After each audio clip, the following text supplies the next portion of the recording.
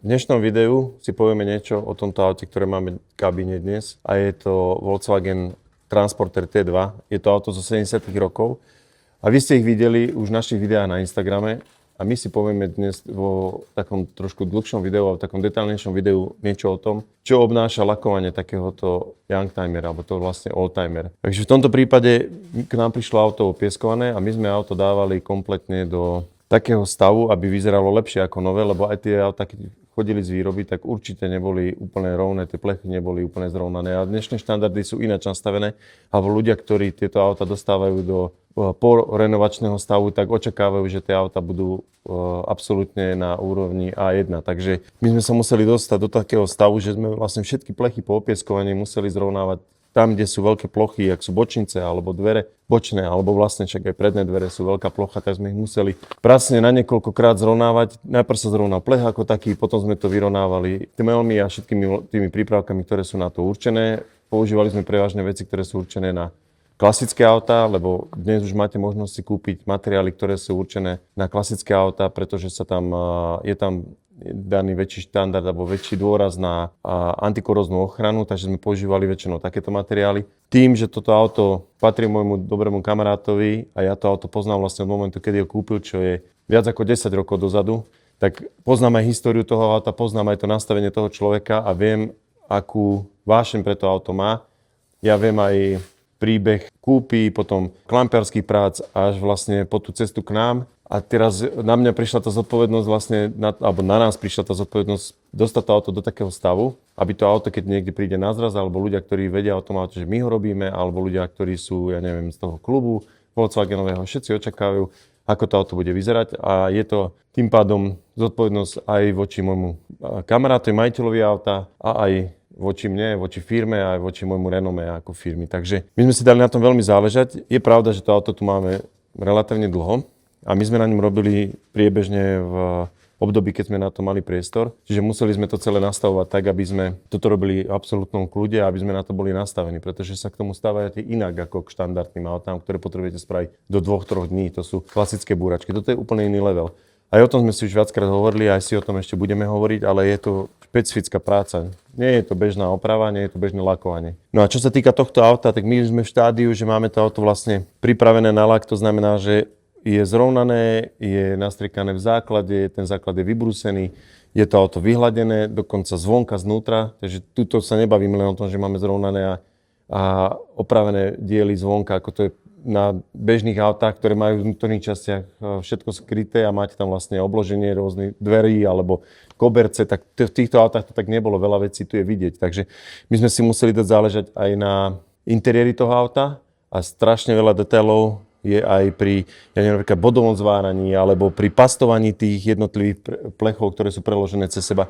Takže fakt, že každý detail sme viackrát prešli. Dokonca tu bol majiteľ, ktorý si to takisto sám prešiel a pozrel sa na to, ako to je, mal nejaké pripomienky, všetko sme opravili podľa jeho predstav. Napríklad podvozok, čo sa týka podvozku, tak to nebudete vidieť v tom sábre, možno vám tam nejaký vložíme do videa, tak ten podvozok máme už nalakovaný dopredu, ten máme v takej ochrannej vrstve. Je to taká hrubá kaučuková vrstva, ktorá sa dá prifarbiť. Je to transparentný materiál, takže ho viete prifarbiť do akej farby chcete. My sme ho dofarbili do farby karosérie, do jednej z farieb karosérie.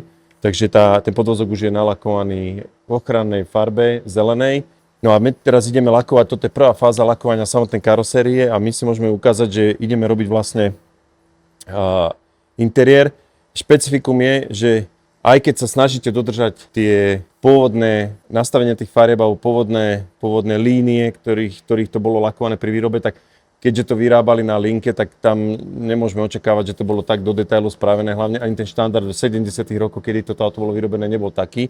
Takže my sme si teraz po dohode s majiteľom nastavili nejak tie línie, na to mi vlastne pomáhajú, alebo nám pomáhajú tieto obrázky, ktoré máme vlastne popísané a označené, ktorá farba kde začína, ktorá kde končí a je špecifikum to, že aj v interiéri je to delenie tých farieb celkom členité. Takže keď vám poviem, že podlaha bude zelená a strop bude biely, alebo teda, už som prezradil, že tá farba, ktorou bude nalakované, toto auto bude zhora krémová, dole zelená, tak aj v interiéri sa to delí, že bude horná časť biela a spodná zelená, akurát A napríklad pri stĺpikoch je to tak, že inde končí tá biela a začína zelená z vnútornej strany a inde končí biela a začína zelená z vonkajšej strany. Čiže máme jeden stĺpik, ktorý je relatívne malý diel, ale máme ho rozdelený v 4 bodoch. Takže je to také trošku, že musíme rozmýšľať pri tom, aby sme si neskomplikovali prácu, lebo my si musíme prekrývať tie diely, ktoré nelakujeme. Samozrejme vonkajšok teraz aktuálne nelakujeme, ideme robiť interiér, ale musíme prekryť aj teraz zelenú časť, ideme striekať prvé strop, takže musíme si spodok prekryť. Budeme potom stúpať, takže na to musíme myslieť, že niekde musíte chodiť, niekade musíte vychádzať, nemôžete stúpať po farbe. Takže lakujeme teraz tú krémovú prvú. Tie línie máme určené. S chalanmi sme si to prešli úplne do detailu viackrát, aby sme mali viac očí, viac nad tým rozmýšľame, že aby sme sa nepomýlili, lebo šance je len jedna ideálne. Takže nalakujeme bázou, bielou, potom zelenou a potom to celé prelakujeme prehľadným lakom. Je tu alternatíva použiť hneď priamolesklú farbu, ale v tom prípade, že my potrebujeme tú linku dodržať čo najpresnejšiu, aby tá kontúra tej linky bola pekná, tak sme zvolili technológiu farebná báza a potom na to prehľadný lak. Ešte stále máte pri tom možnosť na opravu. Aj keby ste si zaprášili tie farby tým, že ten kontrast farieb je veľký, biela a zelená, tak aj keby ste si zaprášili náhodou niekde zle zalepili a poškodíte si tú susednú alebo vedľajšiu časť, tak ešte stále máte možnosť to opraviť pred lakovaním. Takže ideme na túto časť, je to úplne prvá fáza. Ja som veľmi rád, že sme sa dostali do tohto štádia po fakt, že možno roku a pol, čo tu auto máme. Že to auto máme v kabíne, takže pustíme sa do toho, nastriekame ten interiér. Tu vidíte, že napríklad aj interiér, to tiež nie je štandard, že my sa tu bavíme o tom, že lakujeme vlastne sedadla. To je, v žiadnom inom aute si to neviete ani predstaviť, že to tak je. Takže tu vlastne lakujeme, že tuto bude, tu pôjde zelená farba, tu pôjde biela a tu pôjde opäť zelená. Takže dosť komplikované na ten kontrast. Ale že lakujeme vlastne celú podlahu do farby. Všetko musí byť úplne, že v takom štandarde ako vonkajšok auta. To je úplne mimo bežných aplikácií. Takže držte nám palce, ja verím, že to dobre dopadne. A som hrdý na to, že to auto máme nakoniec už tu. Pre našu dielňu je to tak výrazný krok, že tú T2 máme v kabíne, pretože to, že tu máme dennodenne rôzne bežné autá, tak to nám nevytvára nejakú emóciu, ale aj pre mňa je to emócia, že to auto tu je, pretože auto poznám, auto je môjho kamaráta, viem, aká je to zodpovednosť pre nás, takže dokonca ja sám som v takom očakávaní, ako to celé dopadne, ale pre tú ideálnu situáciu, alebo pre ten správny efekt tej situácie sme nepovedali ani majiteľovi, že auto dnes lakujeme, alebo že začíname, že auto je konečne tu, pretože majiteľ sem chodí, on vidí to auto, že stojí tam v takom kúte dielne, alebo v takom vždycky v nejakej fáze. A akože on ani nejak na nás netlačí, pretože pri takýchto autách to je tak, že ani na to nemôžete tlačiť, pretože musíte tým ľuďom, ktorí na tom pracujú, nechať priestor.